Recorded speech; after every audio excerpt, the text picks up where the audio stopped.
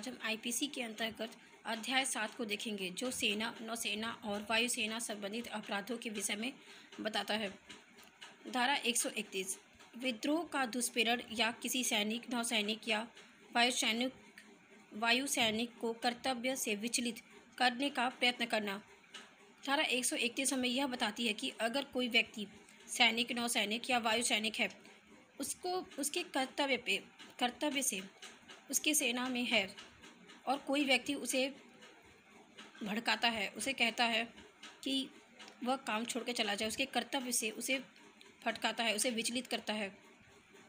उसके बारे में धारा 131 हमें बताती है। जो कोई भारत सरकार की सेना, नौसेना या वायुसेना के किसी ऑफिसर, सैनिक, नौसैनिक या वायुसैनिक को विद्रोह किए जाने का दुष्प्रेरण करेगा या किसी ऐसे ऑफिसर, सैनिक, नौसैनिक या वायुसैनिक को उसकी राजनिष्ठा या उसके कर्तव्य से विचलित करने का प्रयत्न करेगा, वह आजीवन कारावास से या दोनों में से किसी भांति कारावास से, जिसकी अवधि 10 वर्ष तक की हो सकेगी, दंडित किया जाएगा और जुर्माने से भी दंडनीय होगा। धारा 131 के अंतर्गत कोई भी सैनिक को उसके कर्तव्य से विचलित करता है, उसे भड़काता है, तो उसे कारावास होगा और 10 वर्ष तक की सज़ा का प्रावधान भी दिया गया है। धारा 131 में धारा 132 विद्रोह का दुष्प्रेरण यदि उसके परिणाम स्वरूप विद्रोह किया जाए। जो कोई भारत सरकार की सेना, नौसेना या वायुसेना के किसी ऑफिसर, सैनिक, नौसैनिक या वायुसैनिक द्वारा विद्रोह किए जाने का दुष्प्रेरण करेगा, यदि उस दुष्प्रेरण के परिणाम स्वरूप विद्रोह हो जाए, तो वह मृत्यु से या आजीवन कारावास से या दोनों में से किसी भांति कारावास से, जिसकी अवधि 10 वर्ष तक की हो सकेगी, दंडित किया जाएगा और जुर्माने से भी दंडनीय होगा।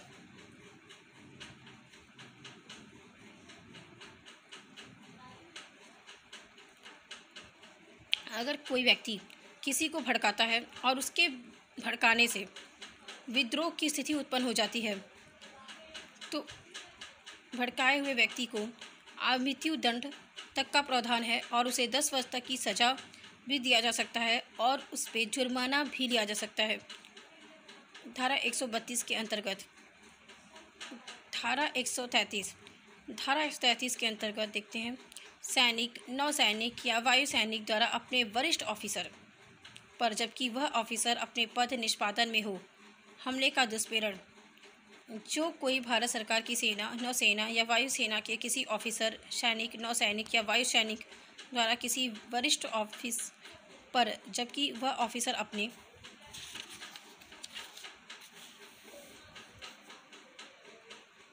पद निष्पादन में हो, हमले का दुष्प्रेरण करेगा, वह दोनों में से किसी भांति कारावास से, जिसकी अवधि 3 वर्ष तक की हो सकेगी, दंडित किया जाएगा और जुर्माने से भी दंडनीय होगा। अगर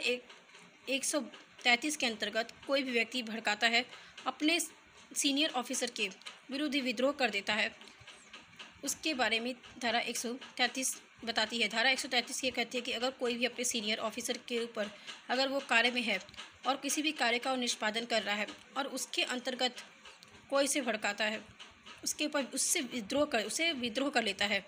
तो उसकी सज़ा 3 वर्ष तक की सज़ा होगी। धारा 134 ऐसे हमले का दुष्प्रेरण यदि हमला किया जाए, ये हमले के बारे में बताती है। अगर कोई भी व्यक्ति ऐसा दुष्प्रेरण करता है जिस पे वायुसेना, नौसेना हमला कर दे अपने ऑफिसर्स के ऊपर, उसको किस प्रकार दंडनीय किया जाएगा। जो कोई भारत सरकार की सेना, नौसेना, वायुसेना के ऑफिसर, सैनिक या वायुसैनिक द्वारा किसी वरिष्ठ ऑफिसर पर, जबकि वह ऑफिसर अपने पद पर निष्पादित हो, हमले का दुष्प्रेरण करेगा, यदि ऐसा हमला उस दुष्प्रेरक के परिणामस्वरूप किया जाए, तो वह अपने दोनों में से किसी भांति कारावास से, जिसकी अवधि 7 वर्ष तक की हो सकेगी, दंडित किया जाएगा और जुर्माने से भी दंडनीय होगा। सैनिक, नौसैनिक या वायुसैनिक द्वारा अभित्याजन का दुष्प्रेरण। जो कोई भारत सरकार की सेना, नौसेना, वायुसेना किसी ऑफिसर, सैनिक, नौसैनिक या वायुसैनिक द्वारा अभित्याजन किए जाने का दुष्प्रेरण करेगा, वह दोनों में से किसी भांति कारावास से, जिसकी अवधि 2 वर्ष तक की हो सकेगी या जुर्माने से या दोनों से दंडित किया जाएगा। अभित्याजन को आश्रय देना। जो सेना, वायुसेना या नौसेना से भागा हुआ व्यक्ति है, उसे कोई व्यक्ति आश्रय देता है, उसके विषय में दंडों के विषय में बताया गया है। जो कोई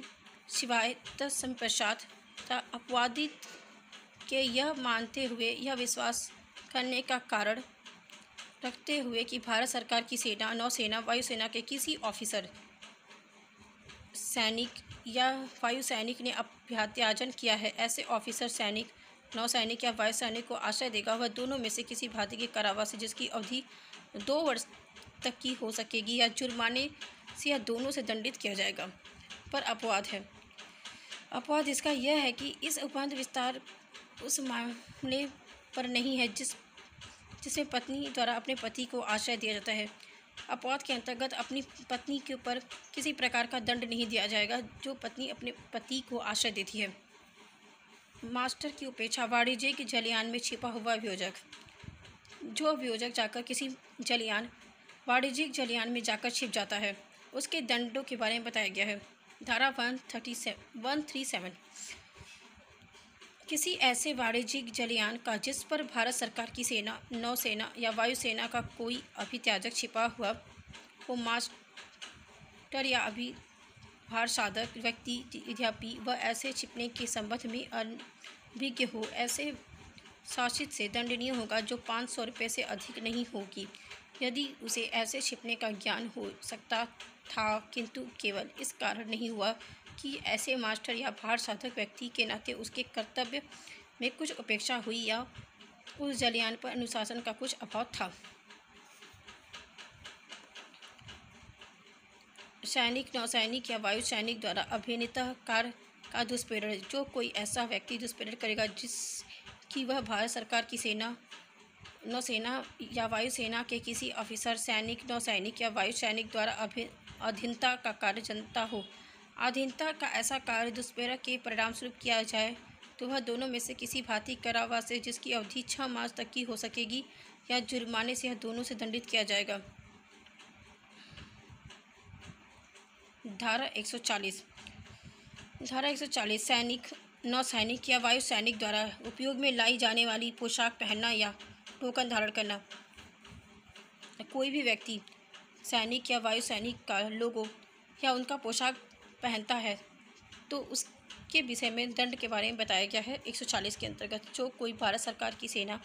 नाविक या वायुसेना या वायु सैनिक का सैनिक, नौ सैनिक का या वायु सैनिक होते हुए इस आश्रय से कि वह विश्वास किया जाए कि वह ऐसा सैनिक, नौसैनिक या वायु सैनिक है, ऐसे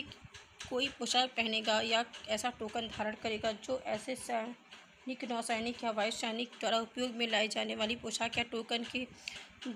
सदृश हो, वह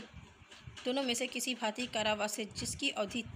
3 मास तक की हो सकेगी या जुर्माने से 500 रुपये तक का हो सकेगा, दोनों से दंडित किया जाएगा।